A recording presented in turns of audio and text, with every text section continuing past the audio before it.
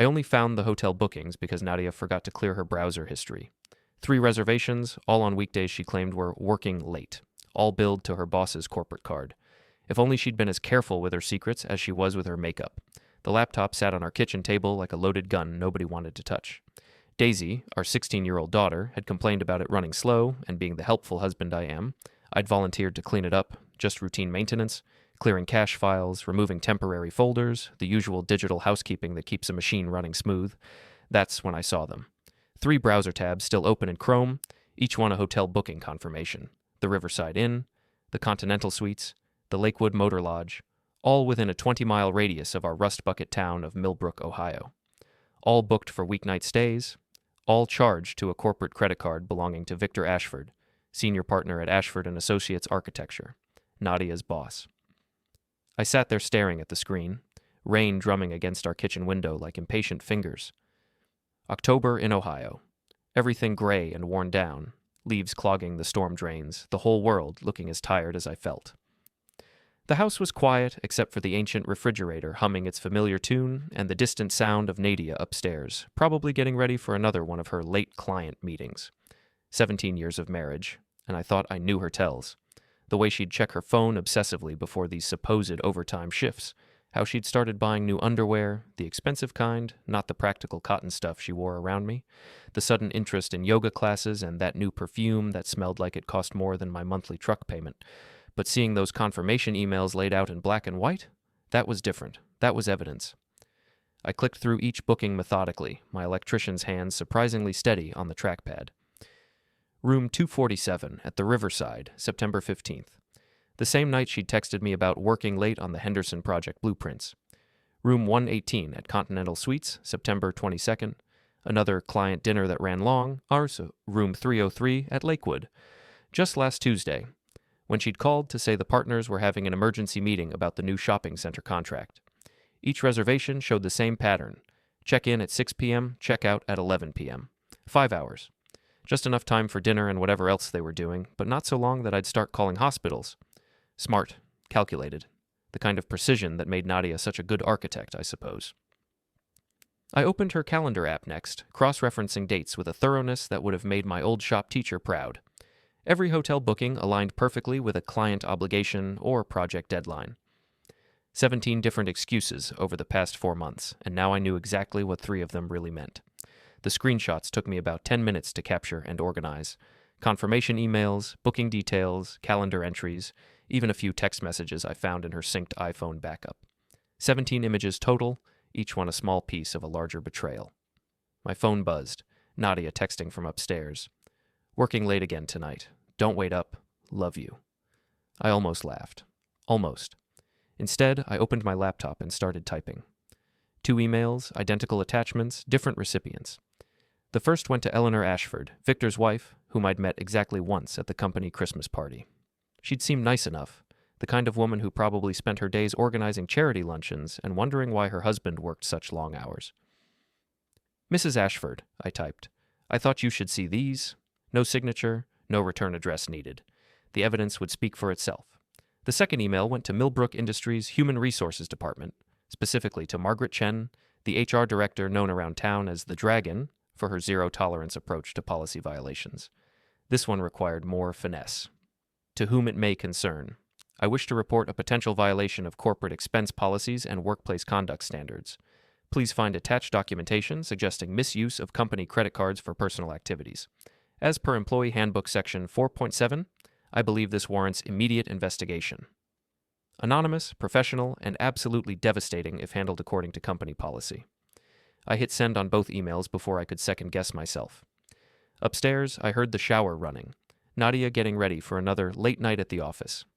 I wondered if she'd chosen her outfit yet, or if she was still deciding between the black dress that hugged her curves just right and the blue blouse that made her eyes look like they did when we first met. 20 minutes later, she came downstairs looking like $1 million.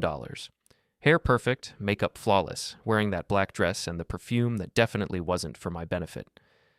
"You look nice," I said from the kitchen table, not looking up from the laptop screen.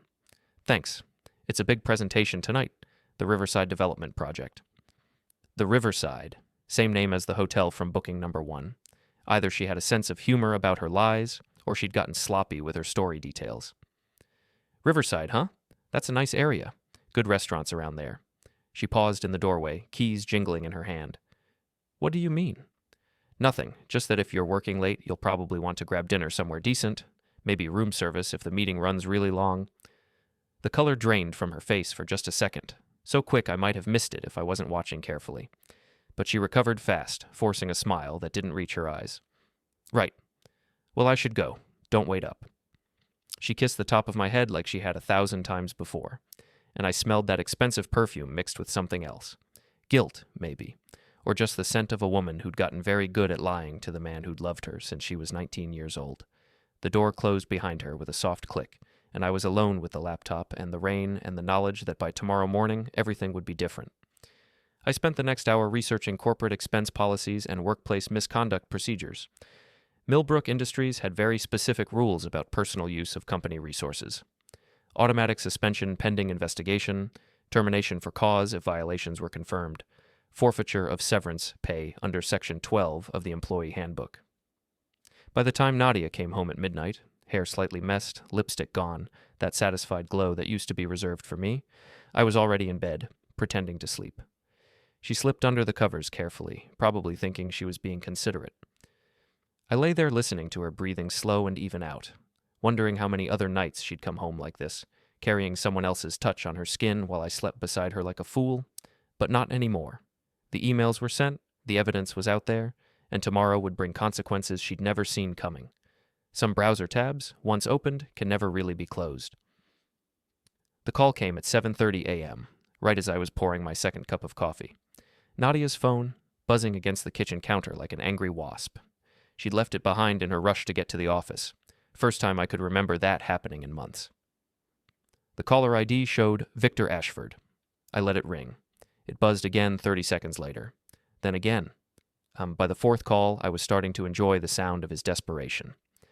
Nadia had left the house at 6:45, claiming she wanted to get an early start on the Morrison project. What she really wanted, I suspected, was to coordinate stories with Victor before the workday began. Too bad she'd forgotten the one device that might have made that possible. I was replacing a ceiling fan in the Hendersons' dining room when my own phone rang. Big Al's Tavern showed on the screen, my old boxing coach and current drinking buddy, probably wondering if I wanted to grab lunch. Des, you hear about the excitement over at Millbrook Industries this morning? Al owned the bar 2 blocks from the industrial park where half the town worked. Information flowed through that place like water through a broken dam. What kind of excitement? HR showed up early today, real early. Word is they're conducting some kind of investigation. Saw Margaret Chen herself marching into the executive offices around 8 a.m., looking like she was ready to burn the place down. The dragon doing what dragons do best. Huh, any idea what about? Nobody's talking specifics, but I heard Victor Ashford got called into a meeting that's been going on for 2 hours now. Your wife worked with him, doesn't she? She does. Probably nothing then. You know how these corporate types get worked up over paperwork. I finished the fan installation in record time and drove to the coffee shop across from Millbrook Industries. Not to spy, exactly. Just to grab a sandwich and maybe catch a glimpse of the chaos I'd set in motion. The parking lot looked normal enough, but I could see unusual activity through the glass front doors. People in suits moving with purpose, employees clustered in small groups, the kind of nervous energy that spreads through a workplace when something big is happening. At 11:15, Victor Ashford emerged from the building.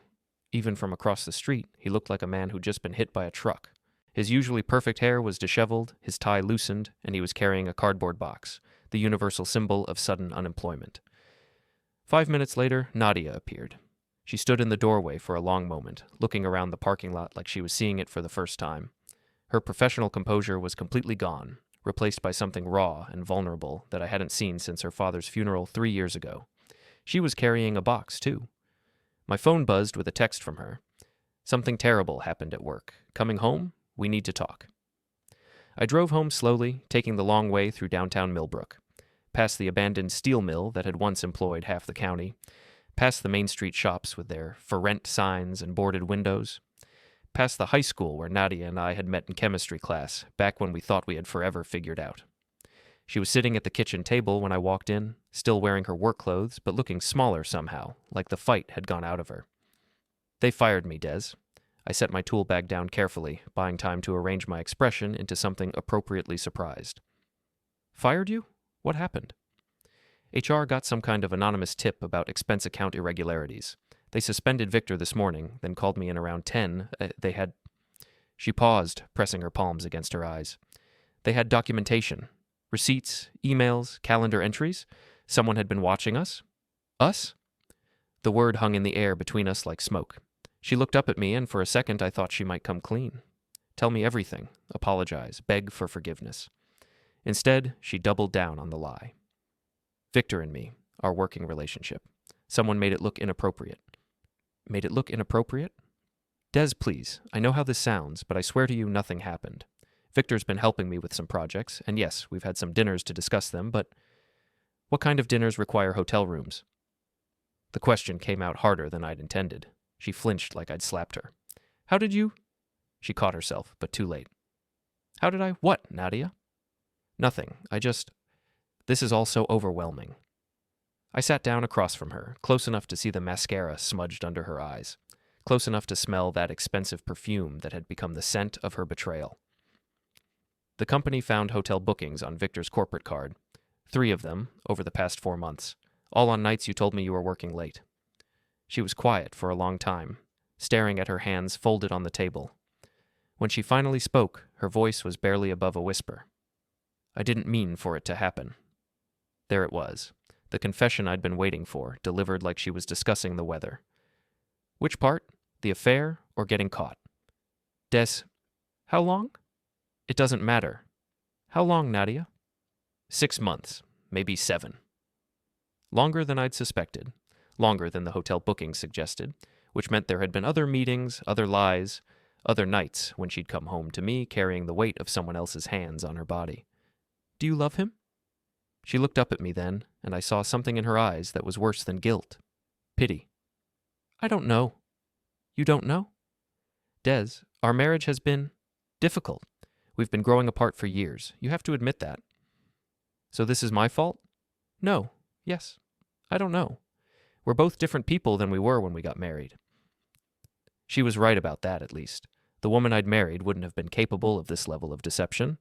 The woman I'd married wouldn't have looked at me like I was something pathetic she'd stepped in. What happens now? I asked. I don't know. Victor's wife is filing for divorce.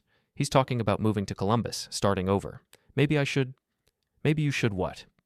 She didn't answer, but she didn't need to. The implication was clear enough. You want to follow him. I want to figure out what I want. This whole thing has made me realize how unhappy I've been, how unhappy we've both been. Speak for yourself. Des, come on. When's the last time we really talked? When's the last time we laughed together, or made love, or did anything besides exist in the same house like roommates? She had a point, but I wasn't in the mood to give her credit for it. So instead of talking to me about it, you decided to work it out with Victor in various hotel rooms around town. That's not fair. Fair? I stood up, the chair scraping against the linoleum. You want to talk about fair? Fair would have been honesty. Fair would have been giving me a chance to fix whatever was broken before you went looking for a replacement. You're right. You're absolutely right, and I'm sorry. I'm so sorry, Des. But she didn't look sorry. She looked relieved, like finally getting caught had freed her from the burden of pretending our marriage mattered. Where's Daisy? At school. She doesn't know anything about this yet. She will. Everyone will. This is Millbrook, Nadia. You think this stays secret? Her face went pale. Oh, God. I didn't think about that. Of course she hadn't. She'd been too busy thinking about Victor and hotel rooms and her own unhappiness to consider the collateral damage. I need some air, I said. I walked out of the house and kept walking, through our neighborhood with its neat lawns and matching mailboxes, past the elementary school where Daisy had learned to read, past the park where Nadia and I used to bring her to feed the ducks when she was small, and our biggest worry was whether we'd remembered to pack enough crackers. My phone buzzed with texts. Nadia, apologizing. Daisy, asking why Mom was crying when she called the school. Big Al, wondering if I wanted to come by the bar early. I ignored them all and kept walking, trying to process the fact that my marriage was over, and I was the one who'd ended it. The funny thing was, I didn't feel guilty. I felt something else entirely. I felt free. The story broke in the Millbrook Gazette 3 days later. Not front page, we weren't that kind of town, but prominent enough on page 3 under the headline, Local Architecture Firm Faces Expense Account Scandal. Jerry Hoffman, the Gazette's editor and my former high school classmate, had a nose for local drama and a talent for making small-town gossip sound like investigative journalism. His article didn't name names, but in a town of 8,000 people, it didn't need to. Sources close to the investigation report that 2 employees of a prominent local architecture firm were terminated this week following allegations of corporate expense account misuse and workplace misconduct. The investigation, triggered by an anonymous complaint to Human Resources, uncovered evidence of personal expenses charged to company accounts over a period of several months. I read it twice over coffee at Mel's Diner, listening to the conversations at nearby tables. Everyone was talking about it. The waitress, a woman named Carol who'd gone to school with Nadia, kept glancing over at me with a mixture of sympathy and curiosity. "Terrible thing," she said when she refilled my cup, "when good people get caught up in bad situations." I nodded noncommittally. Let her think what she wanted. The real entertainment came from watching Victor's slow-motion social collapse. Eleanor Ashford had wasted no time filing for divorce, and her attorney, a sharp woman from Columbus with a reputation for taking no prisoners, had frozen Victor's assets pending a full financial investigation. Victor had been forced to move out of his showcase house on Elm Street and into a studio apartment above the hardware store. I'd seen him there Tuesday evening, carrying groceries in plastic bags, looking like a man who'd forgotten how to be ordinary. Nadia was handling the transition somewhat better, mainly because she had fewer assets to lose. She'd found a job with a small firm in Canton, a 40-minute drive each way, making about half what she'd earned at Ashford and Associates. The work was mostly residential additions and small commercial projects, a significant step down from the shopping centers and office complexes she'd been designing. She was also sleeping in our guest room, a temporary arrangement that was starting to feel permanent. "We need to talk about the house," she said over dinner Thursday night. Daisy was upstairs, supposedly doing homework, but probably texting her friends about her parents' very public marital problems. "What about it?" "I can't afford half the mortgage on my new salary." I'd been expecting this conversation. The house was our biggest shared asset, a 3-bedroom colonial we'd bought when Daisy was 6 and Nadia's career was taking off. We'd stretched our budget to afford it, but between her architect's salary and my electrical contracting business, we'd managed comfortably. Now, with her income cut in half and our marriage effectively over, the math no longer worked. "So, what are you suggesting?" "We sell it. Split the proceeds. Use the money to start over separately." "Start over where?" She hesitated. "I don't know yet. Maybe Canton, closer to work. Maybe somewhere completely different. With Victor." "Victor's not part of this decision. But he's part of the picture." She didn't deny it, which was answer enough. "Daisy's a junior, Nadia. 1 more year of high school. You want to uproot her now, right when she needs stability?" "She's resilient. Kids adapt. Kids adapt to divorce. They don't adapt to having their entire lives blown up because their mother decided to have an affair." "That's not fair." "None of this is fair. That's the point." We stared at each other across the dinner table, 2 people who'd once promised to love each other forever, now negotiating the terms of our surrender. "I'll buy you out," I said finally. "Des, you can't afford." "I'll make it work. Daisy stays here, finishes school here. You do whatever you want. But you don't get to destroy her life, too." The next morning, I drove to First National Bank and sat down with Tom Bradley, the loan officer who'd handled our original mortgage. Tom was a good guy, straightforward and honest, the kind of banker who actually lived in the community he served. "I won't lie to you, Des. It's going to be tight. With just your income, you're looking at a debt-to-income ratio that's higher than we usually like to see." "But possible." "Possible, yes, especially if Nadia signs off on a quitclaim deed and you can show steady business income for the past 2 years. My electrical contracting business had been doing well, thanks partly to the housing boom and partly to my reputation for reliable work at fair prices. I wasn't getting rich, but I was making a decent living." "What about child support?" "That would actually help your application. Guaranteed monthly income, even if it's not a lot." We spent an hour going through paperwork and financial projections. By the time I left the bank, I had preliminary approval for a refinance that would let me buy out Nadia's half of the house and keep Daisy's life as stable as possible. It would mean working more hours, taking on bigger projects, probably giving up some of the small luxuries I'd gotten used to, but it would also mean that when this whole mess was over, I'd still have a home and my daughter would still have her room and her school and her friends. That evening, I found Nadia in the kitchen, grading blueprints from her new job. The work looked mind-numbing, cookie-cutter house plans and strip mall layouts, nothing like the innovative designs she'd been creating at Ashford and Associates. "I talked to the bank today," she looked up. "And? I can buy you out. Refinance the mortgage, cash out your equity. You'll have enough for a down payment on something smaller.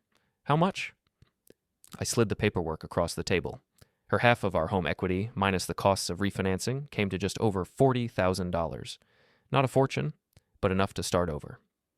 She studied the numbers for a long time. This is really what you want? What I want is for none of this to have happened.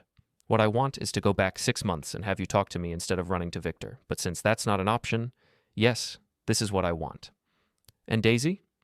Stays with me, finishes school here. You can see her whenever you want, but her home base is here. That's the deal, Nadia. Take it or leave it. She signed the papers that night. 2 weeks later, she moved into a small apartment in Canton. Daisy helped her pack, crying quietly as she folded her mother's clothes into cardboard boxes. I stayed out of the way, working in my shop, trying not to think about the fact that after 17 years of marriage, my wife's entire life fit into the back of a rented U-Haul. Victor left town the same weekend, heading for Columbus and whatever fresh start he thought he could build there. I heard he'd taken a job with a firm that specialized in government contracts, steady work, but nothing like the prestige he'd enjoyed at his own company. Eleanor Ashford kept the house on Elm Street. Her divorce settlement had been generous, according to courthouse gossip, and she'd made it clear she had no intention of leaving Millbrook. If anything, she seemed to be enjoying her newfound status as the wronged woman who'd landed on her feet. The whole thing had taken less than a month. 4 weeks to dismantle 2 marriages, destroy 2 careers, and scatter the pieces across 3 counties. But I wasn't done yet. See, there was one detail that everyone seemed to have overlooked in the rush to assign blame and calculate damages. One small discrepancy that had been nagging at me since the day I first discovered those hotel bookings. The timing. Victor and Nadia claimed their affair had lasted 6 or 7 months. The hotel receipts only covered 4 months, which meant there had been other meetings, other expenses, other evidence that someone had been very careful to hide. I spent my evenings that week going through old credit card statements, phone records, and calendar entries. What I found was a pattern of small charges that had seemed innocent at the time, but now told a different story. Gas station purchases in neighboring towns on days when Nadia claimed to be working from home. Restaurant charges on Victor's personal credit card that matched Nadia's lunch meetings with suppliers. Even a weekend at a bed and breakfast in Hocking Hills that had been cleverly disguised as separate business trips. But the most interesting discovery was a series of charges to something called Crossroads Consulting. 5 payments over 6 months, each for exactly $500, each charged to Victor's personal account. I'd never heard of Crossroads Consulting, and a quick internet search turned up nothing. So I did what any good electrician does when faced with a mystery circuit. I traced the connections.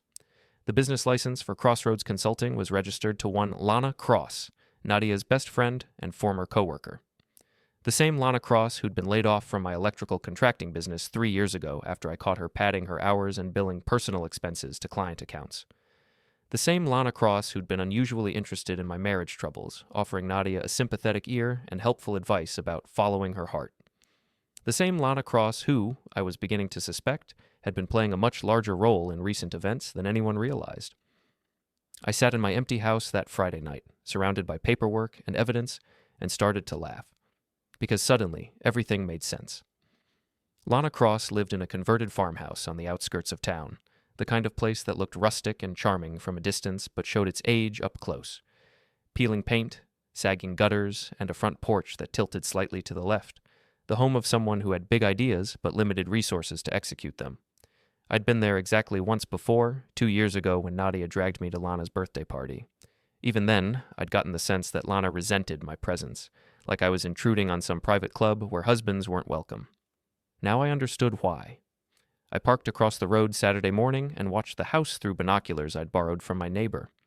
Lana's car was in the driveway, a 10-year-old Honda with a dent in the passenger door and a bumper sticker that read, "Well-behaved women rarely make history." At 9:15, a familiar figure emerged from the house. Victor Ashford, carrying a coffee mug and wearing clothes that looked like he'd slept in them. He walked to the mailbox, retrieved a newspaper, and stood in the driveway for a few minutes, scanning the headlines with the defeated posture of a man who'd lost everything. Interesting. I waited until he went back inside, then drove to the Millbrook Public Library. The librarian, Mrs. Peterson, had known me since I was 12 years old and still treated me like I might try to sneak comic books into the reference section. Research project, Des? Something like that. The library's computer system had access to public records databases that would have cost me hundreds of dollars to search privately. Within an hour, I'd compiled a comprehensive dossier on Lana Cross and her various business ventures. Crossroads Consulting had been established 18 months ago, right around the time Lana lost her job with my company. The business description was vague, strategic planning and relationship consulting, but the financial records told a clearer story. 5 clients over 18 months. Total revenue, $47,500. All payments from individuals rather than businesses, all in round numbers that suggested flat fees rather than hourly billing. Most interesting was the timing of payments. They didn't follow any logical business pattern. Instead, they seemed to correspond with specific personal events in the clients' lives. Divorces, mostly. 1 custody dispute, 2 workplace harassment complaints that had resulted in substantial settlements. Lana wasn't running a consulting business. She was running a revenge service. I spent the rest of the day piecing together the timeline. Lana gets fired from my company for financial irregularities. Lana starts her consulting business. Lana begins cultivating a closer friendship with Nadia, positioning herself as a confidant and advisor. Lana identifies Victor as a potential target, successful, arrogant, with a marriage that's solid enough to be worth destroying. Then comes the careful orchestration. Lana creates opportunities for Victor and Nadia to work together on projects. She plants seeds of dissatisfaction in Nadia's mind about our marriage. She provides a sympathetic ear when Nadia complains about feeling unappreciated and unfulfilled. When the attraction between Victor and Nadia becomes obvious, Lana doesn't discourage it. Instead, she facilitates it. She probably suggested the hotels, maybe even made the reservations herself. She certainly encouraged them to be careless with the corporate credit card, knowing that sooner or later, someone would notice. The only thing she hadn't counted on was that someone being me. I drove home and called Nadia. Des? Is everything okay? Is Daisy? Daisy's fine. I need to ask you something, and I want you to think carefully before you answer. Okay. The affair with Victor. Whose idea was it? Long pause. What do you mean? I mean, who made the first move? Who suggested the hotels? Who convinced you that what you were doing was justified?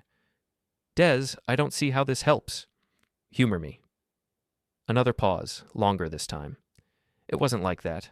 It just happened. Nothing just happens, Nadia. Someone had to take the first step. Victor was going through problems with Eleanor. He needed someone to talk to. Lana thought it might be good for me to get out more, maybe join him for dinner after work sometimes, just as friends. Lana suggested it. She was trying to help. She could see how unhappy I was. And the hotels? Victor was worried about being seen around town. You know how people talk. Lana knew some places outside Millbrook where we could have dinner without running into anyone we knew. Lana knew the places. She'd been there with other friends. She said they were discreet. I almost felt sorry for her. Almost. Nadia, did it ever occur to you that Lana might have had her own agenda? What are you talking about? Did you know she's been running a business called Crossroads Consulting? Did you know Victor paid her $2,500 over the past 6 months? Did you know she's currently letting him live in her house? Silence. Nadia? That's impossible. Which part? All of it. Lana's my friend. She was trying to help me figure out what I wanted. What you wanted, or what she wanted you to want. I could hear her breathing, could almost see her mind working through the implications.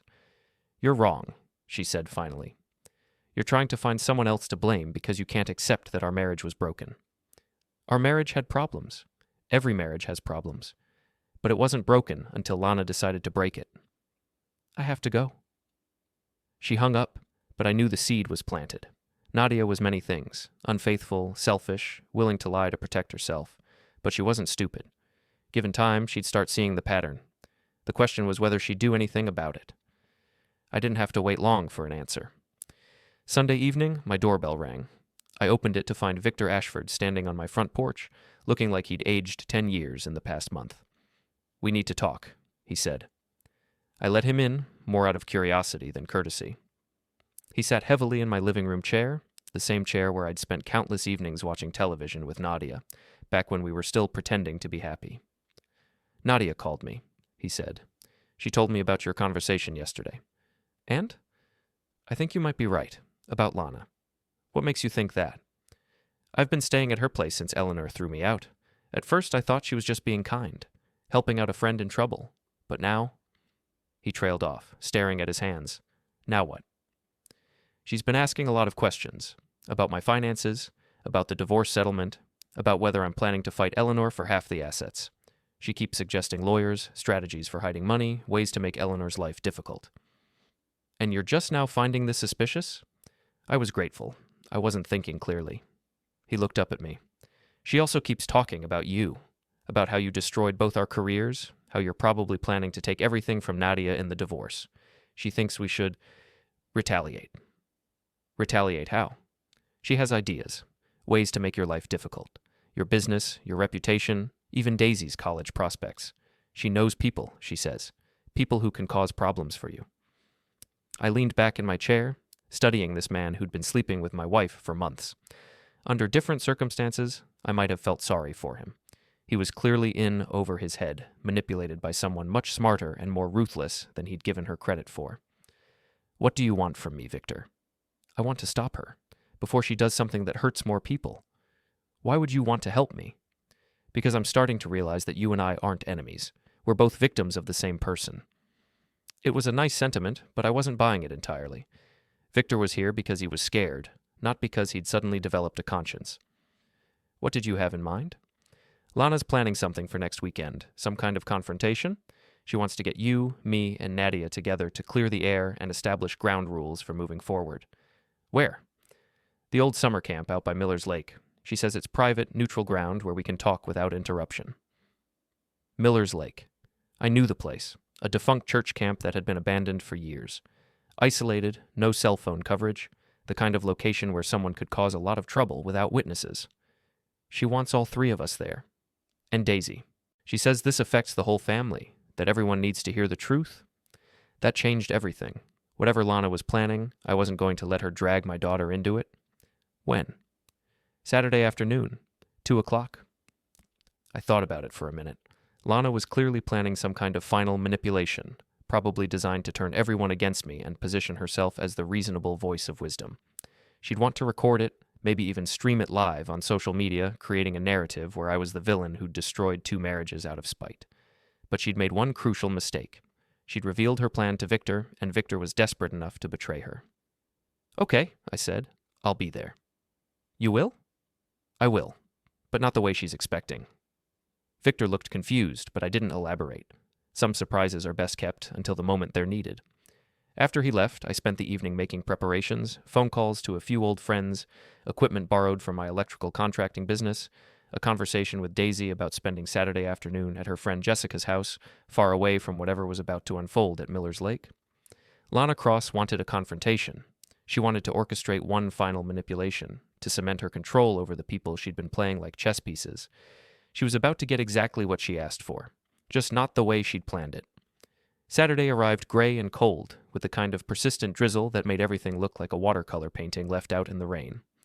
I drove to Miller's Lake, taking the long way, past the shuttered factories and empty storefronts that marked Millbrook's slow decline from manufacturing hub to Rust Belt afterthought. The old Camp Wildwood had been closed for 8 years, ever since the Methodist church that owned it decided maintaining a summer camp was more expensive than the spiritual benefits justified.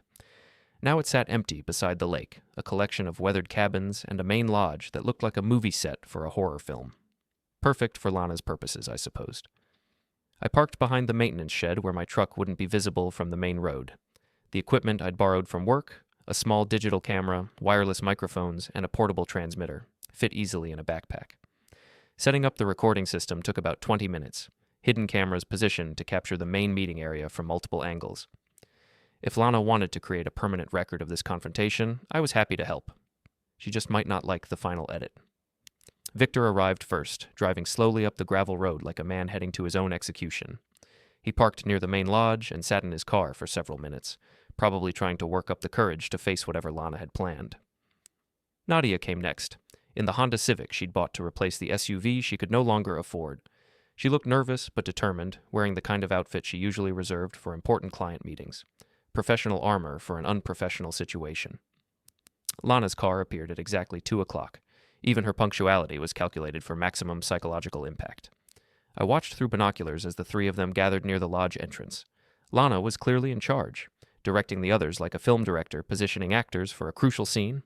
She led them inside, and I lost visual contact. Time to get closer. The lodge had been built in the 1960s, all exposed beams and stone fireplaces designed to give city kids a taste of rustic living. I'd been here once as a Boy Scout, back when the place was still operational. I remembered the layout well enough to find the service entrance that led to the kitchen. The voices carried clearly through the thin walls. Think it's important that we all understand what really happened here, Lana was saying. There's been a lot of blame and finger-pointing, but the truth is more complicated than anyone wants to admit. The truth is pretty simple, Nadia replied. I made a mistake, and Des decided to destroy everyone involved. Did he, though? Lana's voice carried a note of theatrical concern. Or did he do exactly what any reasonable person would do when they discovered evidence of betrayal? Interesting. She was defending me, which meant she was setting up for something bigger. I don't understand, Victor said. I thought we were here to talk about moving forward. We are, but first we need to acknowledge some uncomfortable realities. I moved closer to the main room, staying in the shadows near the kitchen doorway. Through the gap, I could see all three of them sitting in a circle of folding chairs that Lana must have set up in advance. The reality, Lana continued, is that Des didn't just stumble across those hotel bookings by accident. He was looking for them. He'd been suspicious for months, maybe longer. He was building a case against both of you. That's not true, Nadia protested. Isn't it? Think about it. The anonymous emails to HR and Eleanor were too well crafted to be spontaneous. Someone spent time planning exactly how to cause maximum damage with minimum legal exposure. Victor was nodding slowly. She's right. The evidence was too complete, too organized. Exactly. Des didn't just want to end the affair. He wanted to destroy your careers, your reputations, your futures. He wanted revenge. And there it was. The setup I'd been expecting. Paint me as the calculating villain who'd orchestrated everyone's downfall out of spite. So what do we do about it? Nadia asked. We fight back, Lana said simply. Des thinks he won, but he made one crucial mistake. He left evidence of his own. She reached into a briefcase and pulled out a manila folder. Photographs of him vandalizing Victor's car, witness statements about his harassment of Victor at public events, documentation of his threats against both of your careers. I almost laughed. She'd been busy. This is enough to file criminal charges, she continued. Stalking, harassment, destruction of property. Plus, we can sue him civilly for intentional infliction of emotional distress. Between the criminal penalties and the civil judgment, we can take everything he has. I don't know, Victor said uncertainly. That seems extreme. Extreme? He cost you your career, your marriage, your reputation. He's trying to take Daisy away from her mother permanently. How is proportional response extreme? Because it won't stop there, Nadia said quietly. If we go after Des legally, he'll fight back, and he's already shown he's better at this game than we are. Not better, Lana corrected, just more ruthless. But ruthlessness works both ways. She opened another folder. Des's electrical contracting business depends on his reputation for honest dealing. What happens when his clients learn he's been investigated for stalking and harassment? What happens when the state licensing board receives complaints about his professional conduct? You want to destroy his business? I want to level the playing field. He used information warfare against you. We use the same tactics against him. I'd heard enough. Time to join the party. I stepped into the main room, and all three heads turned toward me like I'd materialized out of thin air. Fascinating presentation, I said, settling into the fourth folding chair that Lana had thoughtfully provided. Very thorough, very calculating. Lana recovered first, her expression shifting from surprise to cold satisfaction. Des, I wasn't sure you'd actually come. Wouldn't miss it. This is better than cable television. You were listening. I was, and recording, as it happens. Amazing what people will say when they think they're in private. The color drained from her face. You're bluffing. I pulled out my phone and played back the last 30 seconds of conversation. Her own voice filled the room. I want to level the playing field. He used information warfare against you. We use the same tactics against him. Conspiracy to file false police reports, I said conversationally. Conspiracy to commit fraud. Conspiracy to interfere with business relationships. That's just off the top of my head.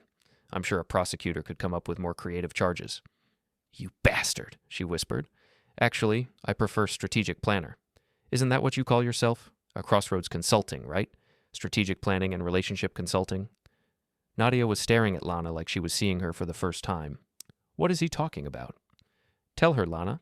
Tell her about your business model. Tell her how you identify unhappy couples and then help them become unhappier. Tell her about the $500 Victor paid you each month to orchestrate his affair with his wife. That's not, Victor started. Check your credit card statements, Victor. 5 payments to Crossroads Consulting over 6 months. What did you think you were paying for? The silence stretched out like a wire under tension. You set this up, Nadia said slowly. The whole thing. The dinners, the hotels, I facilitated what you both wanted, Lana said defensively. I didn't force you to do anything. You manipulated us. I freed you from a marriage that was making you miserable. By destroying my career? By turning me into the town pariah? By making my daughter ashamed of her mother?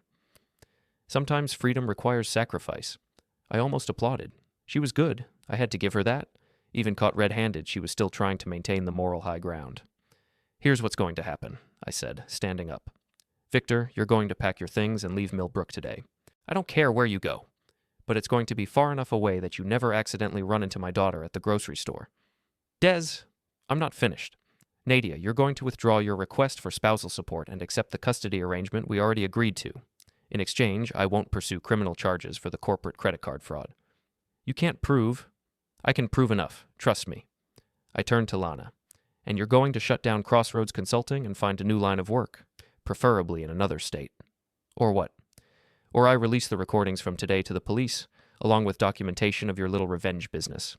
I'm sure your previous clients would be very interested to learn that their confidential information might be part of a criminal investigation.